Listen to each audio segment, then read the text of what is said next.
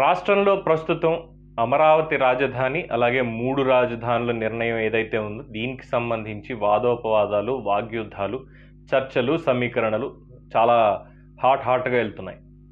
దీనికి సంబంధించి ఇప్పటికి ప్రధాన ప్రతిపక్షం టీడీపీ స్టాండ్ ఏంటనేది అందరికీ తెలిసిందే. ఎందుకంటే గత ప్రభుత్వం వాళ్ళది కాబట్టి వాళ్ళు ఏ విధంగా రాజధానికి సంబంధించి నిర్ణయాలు తీసుకున్నారో అన్న దానికే కట్టుబడి ఉన్నారు. ఎన్నికల ప్రచారంలో కూడా అదే చెప్పారు, మనకు తెలిసింది. వైసీపీ కూడా గతంలో ముఖ్యంగా ప్రతిపక్షంలో ఉన్నప్పుడు స్వాగతిస్తున్నాం అమరావతిని, దీనికి 30,000 ఎకరాలు కావాలి రాజధానికి అని ఇన్ని చెప్పి తీరా ఇప్పుడు వచ్చేసరికి అధికారంలోకి జగన్మోహన్ రెడ్డి గారు దాన్ని 3 ముక్కలు చేయడం మొదలుపెట్టారు. దానికి బిల్లు కూడా కన్ఫర్మ్ అయిపోయింది, సంతకాలు చేసి గెజిట్లో పెట్టేయడం అయిపోయింది. మరో పక్క దీని మీద రాజధానికి సంబంధించిన రైతులు వీళ్ళందరూ కూడా కోర్టులకు వెళ్ళడం, కోర్టులో కేసులు వేయడం, పిటిషన్లు అవన్నీ జరుగుతున్నాయి. అయితే దీనికి సంబంధించి ఇప్పుడు మాట్లాడుకోవాల్సిన ఇంకొక ప్రముఖమైనటువంటి రాజకీయ నాయకుడు వ్యక్తి ఉన్నారు. ఎవరంటే జనసేన అధ్యక్షుడు పవన్ కళ్యాణ్ గారు.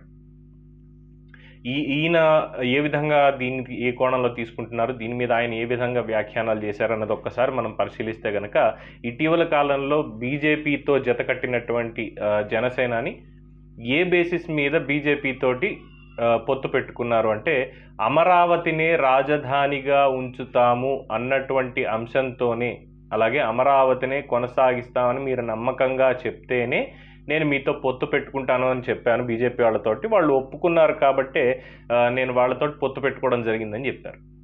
సరే, బాగుంది. అక్కడికి ఈరోజు జరిగిన దానికి మొన్న ఒక లేఖ రిలీజ్ చేశారు. ఏది ఈధర్ వ్యతిరేకిస్తూ అన్నా చేయాలి, స్వాగతిస్తూ అన్నా చేయాలి. తటస్థంగా ఏం మాట్లాడకుండా ఉంటే అది వేరు. అయితే మరి ఆయన సొంత ఆలోచనతో లేఖ రిలీజ్ చేశారా, లేదు బీజేపీ అధిష్టానం చెప్పినటువంటి విషయాలతో చేశారో తెలియదు. కానీ 3 రాజధానుల అంశాన్ని కాస్త పక్కకి పెట్టి ప్రస్తుతం ప్రజల మీద దృష్టి పెట్టండి, కరోనా ఎక్కువగా ప్రబలుతోంది కాబట్టి అని. ఇది ఒక రకంగా తీసుకుంటే కనుక మంచి పాయింట్. అంటే ప్రజల గురించి ఆలోచించండి, మిగతా కార్యకలాపాల తర్వాత తీసుకుందాము, ప్రస్తుతానికి వచ్చినటువంటి ఇబ్బంది ఏం లేదు అన్న వ్యూలో మంచిగా తీసుకోవచ్చు. సెకండ్ పాయింట్ వచ్చేసి, అంటే ఇక్కడ అమరావతి గురించి మాట్లాడతారా, లేదు రైతుల గురించి మాట్లాడతారా, అసలు ఏ అంశం ప్రాతిపదిక మీద మాట్లాడతారన్నటువంటి విషయాన్ని మైండ్లో పెట్టుకోకుండా కేవలం ఏదో మొక్కుబడిగా చెప్పాను అన్నట్టుగా ఒక రకంగా, అలాగే బీజేపీ వాళ్ళు ఆల్రెడీ అధిష్టానం ఇక్కడ రాష్ట్ర అధ్యక్షుడిని మార్చడం, దాని తర్వాతే ఇవన్నీ జరగడం, ఒక్కొక్కళ్ళు ఒక్కొక్క కామెంట్ చేయడం చూస్తూనే ఉన్నాం.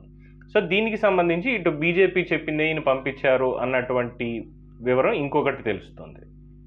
అయితే ఇప్పుడు పవన్ కళ్యాణ్ చేసినటువంటి వ్యాఖ్యలు ఏవైతే ఉన్నాయో, ముఖ్యంగా టీడీపీ వైసీపీ 2 పార్టీలు ఒకటే, 2 రైతుల్ని మోసం చేశాయి. మరి ఏ విధంగా టీడీపీ మోసం చేసిందో, ఏ విధంగా ఆయన అనుకున్నారు అంటే గతంలో 3,000 ఎకరాల భూమి సరిపోతుంది రాజధానికి, అంతకు మించి అవసరం లేదు అని టీడీపీ వాళ్ళు అన్నారు. అందుకని చెప్పి నేను మద్దతు ఇచ్చాను. కానీ 33,000 ఎకరాలు ఏ విధంగా ల్యాండ్ పూలింగ్లో తీసుకున్నారు అన్నది నాకు అనుమానం ఉంది. దీనికి సంబంధించి గతంలోనే నేను దాదాపుగా కొన్ని గ్రామాల రైతులతో మాట్లాడి వాళ్ళు ఇలా ఆందోళన చేస్తూ ఉన్నారు అన్న దాంతో నేను రైతులకు అండగా నిలిచాను అని చెప్పడం జరిగింది. సరే, మరి ఇప్పుడు 30,000 ఎకరాలు వద్దు, లేదు ఇంత వద్దు అని ఆనాడు చెప్పినప్పుడు, లేదు అలాగే ప్రతిపక్ష నాయకుడి హోదాలో జగన్మోహన్ రెడ్డి గారు ఆ రోజు శాసనసభలో చేసినటువంటి ప్రకటన ఏంటంటే రాజధాని మీరు ఎక్కడైనా పెట్టండి, 30,000 ఎకరాల భూమి ఖచ్చితంగా ఉండి తీరాలి అన్నారు. అంటే ఆ 30,000 ఎకరాలు ఇప్పుడు గవర్నమెంట్ దగ్గర శాసనసభ మొదలయ్యే నాటికి రాజధాని ఎక్కడ ఉండాలి, ఏది ఉండాలని చర్చలు వచ్చే నాటికి ప్రభుత్వం దగ్గర కూడా ఫలానా ఏరియాలో లేదు ఇన్ని ఎకరాలు ప్రభుత్వం ఉంది కాబట్టి రాజధాని రైతుల దగ్గర నుంచి ఇంత తీసుకోవాలి అన్న లెక్క లేకపోయినా జగన్మోహన్ రెడ్డి గారు నాడు ప్రతిపక్షం చేసేటువంటిది ఏంటంటే ప్రభుత్వం ఏది చేసినా కూడా అందులో తప్పొప్పులు చూస్తూ ఉంటారు. కానీ మన దురదృష్టం ఏంటో తెలియదు, కానీ గతంలో ఎన్ని ఒప్పులు జరిగినా తప్పులుగానే ప్రచారం జరిగింది, అది వేరే విషయం. సో ఈ 30,000 ఎకరాలకు సంబంధించి అక్కడ మాట్లాడడం జరిగింది. సరే, 34,000 ఎకరాలు వచ్చాయి. సిఆర్డిఏ చట్టం అనేది ఒకటి పెట్టి అగ్రిమెంట్ రాసుకున్నారు. అంటే ఏ ప్రభుత్వాలు ఇక్కడ వచ్చినా కానీ ఆ చట్టానికి సంబంధించిన నిబంధనలు ఏవైతే ఉన్నాయో వాటికి లోబడి మాత్రమే రైతులు కావచ్చు, ప్రభుత్వం కావచ్చు పని చేయాలి, లేదు నిర్ణయాలు తెలియజేయాలి అనేది ఖచ్చితంగా ఉంది. ఇక్కడ ఏం చేశారు జగన్మోహన్ రెడ్డి గారు, ఇప్పుడు 151 మంది మేము ఉన్నాం కాబట్టి నా మాట చెల్లుతుందని చెప్పి చట్టాన్ని రద్దు చేశారు. ఈ చట్టాన్ని రద్దు చేయడం ఈ న్యాయ సూత్రాలకు అనుబంధంగా ఉన్నటువంటి చట్టంలో ఉందా? ఏ విధంగా చేశారంటే న్యాయ వ్యవస్థలో ఉన్నటువంటి రూల్స్ అండ్ రెగ్యులేషన్స్ని ఫాలో చేసుకుంటూ వాటిని అబైడ్ చేస్తూ చేశారా, లేదు రాజ్యాంగ ఉల్లంఘన జరిగిందా? ఇది ఆలోచించకుండా మరి పవన్ కళ్యాణ్ గారు ఏ విధంగా అన్నారో అనేది ప్రజలు ఆలోచిస్తున్నారు. రెండోది, ఇప్పటికే రైతులు చాలా గాయపడ్డారు. అసలు రాష్ట్ర విభజన తెలంగాణలో భూముల వ్యవహారం వల్లే జరిగింది ఆ రోజు 2014లో, అంతకు మించి ఏం లేదు అని చెప్పి అన్నారు. ఎక్కడొచ్చింది ఈ రింగ్ రోడ్లు, ఎస్ఈజెడ్లు అంటూ భూములు తీసుకున్నారు. ఆనాడు 10 ఏళ్ళు ఉన్నటువంటి ప్రభుత్వం ఎవరిది? కాంగ్రెస్ హయాము, రాజశేఖర్ రెడ్డి గారి. ఇది అంతకుముందు హైటెక్ సిటీ గురించి కానీ లేదు ఈ రింగ్ రోడ్లకు సంబంధించి ప్రతిపాదనలు ఇచ్చింది చంద్రబాబు నాయుడు గారు. ఇచ్చిన ప్రతిపాదనల్ని అమలు చేస్తూ రింగ్ రోడ్లు తీసుకుని ఈరోజు ఏమైంది, ఇక్కడ కొంతమంది రియల్టర్లు, రాజకీయ నాయకుల స్వార్థం ఏదైతే ఉందో దానివల్ల మొత్తం అందరినీ ఒకే ఘాటున కడుతూ ఈయన మాట్లాడిన మాటలు ఏవైతే ఉన్నాయో అది కాస్త ఆలోచించవలసిన విషయం ఒకటి. అయితే అక్కడ వచ్చినటువంటి ఇది అంటే ఇంకొక పక్క ఏమంటారు, తెలంగాణ ఉద్యమానికి సంబంధించి కావచ్చు, ఇంకోటి కావచ్చు, అంటే ఇక్కడ ఓన్లీ భూములకి సంబంధించి అంటున్నారు. కానీ తెలంగాణ ఉద్యమం జరిగింది నీళ్లు, నిధులు, నియామకాలు అన్న బేస్ మీద జరిగింది. ఇక్కడ భూములు ఎవరు కొన్నారు, ఎవరు కొనలేదంటే ఇప్పటికీ రియల్ ఎస్టేట్ వ్యాపారం చేసేవాళ్ళు ఉన్నారు, ప్రభుత్వ కాంట్రాక్టర్లు పనిచేసే వాళ్ళు కాంట్రాక్ట్ వర్క్లు అటు ఏపీ గవర్నమెంట్తో పనిచేస్తున్నారు, ఇటు తెలంగాణ గవర్నమెంట్తో పనిచేస్తున్నారు. దీనికి వ్యాపార సంబంధాలకు సంబంధించి ఇక్కడ ముచ్చట్లేదు. కానీ ఇప్పుడు పర్టికులర్గా ఆ 2004 నుంచి ఇప్పటి వరకు జరిగినటువంటి భూ సమీకరణలు ఏవైతే ఉన్నాయో ఎస్ఈజెడ్లు అన్న పేరుతోటి, అందులో కొన్ని వాస్తవాలు కొన్ని అవాస్తవాలు ఉండొచ్చు. సో ఆ పాయింట్ తీసుకొచ్చి ఇప్పుడు రాజధానికి ఈ భూ సమీకరణానికి సంబంధం ఏంటి అన్న విధంగా ఆయన క్వశ్చన్ రేస్ చేస్తూ ఉన్నారు. ప్రపంచవ్యాప్తంగా ఇన్ని వేల ఎకరాలు రాజధాని కోసం రైతులు స్వచ్ఛందంగా ఇవ్వడం అన్నటువంటి విషయాన్ని అందరూ పొగిడారు. భారతదేశం మొత్తంలో ఈ రోజుకి కూడా ప్రభుత్వం తీసుకుంటే వేరు, ప్రభుత్వం అడిగితే రైతులు స్వచ్ఛందంగా ఇచ్చేది వేరు అన్న విధంగా ఈ కార్యక్రమాన్ని అందరూ పొగడడం జరిగింది. ఆనాడు పొగిడింది, మరి ఈనాడు ప్రభుత్వం అధికారంలో లేదు, వేరే ప్రభుత్వం వచ్చింది అని చెప్పి ఏ విధంగా దాన్ని విమర్శిస్తున్నారు. అయితే ఇక్కడ రాజధాని రైతులకు అన్యాయం జరగకూడదు అనేది పవన్ కళ్యాణ్ గారి పాయింట్, తెలుగుదేశం పాయింట్, అలాగే అందరి పాయింట్ కూడా. కానీ ఈ మాట్లాడే మాటల్లో మాత్రం కావాలని చెప్పి, అంటే అటు కేంద్ర ప్రభుత్వ బాధ్యత లేదు అన్నటువంటి విధంగా బీజేపీకి సంబంధించిన మనుషులు చెప్పచ్చు, ఇటు పవన్ కళ్యాణ్ గారు కూడా చెప్పడం అనేది జరుగుతోంది.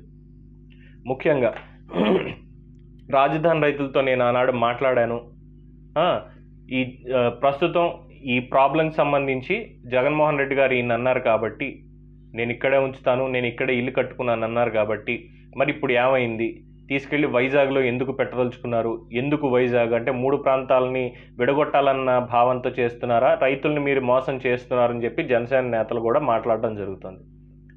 ఇంత జరుగుతున్నా కూడా అంటే ఒక మంచి జరుగుతోంది అన్న దానిని, మంచిని చూడకుండా ఎవరో చెడు ప్రచారం చేస్తే చెడుని భూతద్దంలో చూస్తూ ఇది జరిగిపోయింది అన్నటువంటి దాంతో ఇది మనోభావాలను దెబ్బతీయడము, లేదు వాళ్ళ ఆందోళన రెచ్చగొట్టడం విధంగా వస్తున్నాయి కొన్ని మాటలు. కొన్ని మాత్రం రైతులకి 90% న్యాయం జరిగే విధంగా పవన్ కళ్యాణ్ గారు మాట్లాడుతున్నారన్నటువంటిది ఖచ్చితంగా అర్థమవుతుంది. అయితే దీని వెనకాల మరి బీజేపీ వాళ్ళ సలహా ఉందా లేదా, ఆయన స్వతహాగా మాట్లాడారా, ఏ విషయం ఆయన తెలుసుకుంటారు, రైతుల పక్షం ఉంటారా లేదు అటు రాజకీయం చేయాలి అన్న దాంతో బీజేపీ స్టాండ్ తోటి ఉంటారా, ఈ 3 రాజధానుల అంశాన్ని ఏ విధంగా ఆపుతారు, అమరావతిని ఒక్కదాన్నే పూర్తి క్యాపిటల్గా నియమించి అటు వైజాగ్ని ఆర్థిక రాజధానిగా కావచ్చు, కర్నూలులో బెంచ్ పెట్టడం కావచ్చు, ఈ విధంగా మొత్తం రాష్ట్రంలో ఉన్న వివిధ ప్రాంతాల అభివృద్ధి ఏ విధంగా చేస్తారనేది చూడొచ్చు.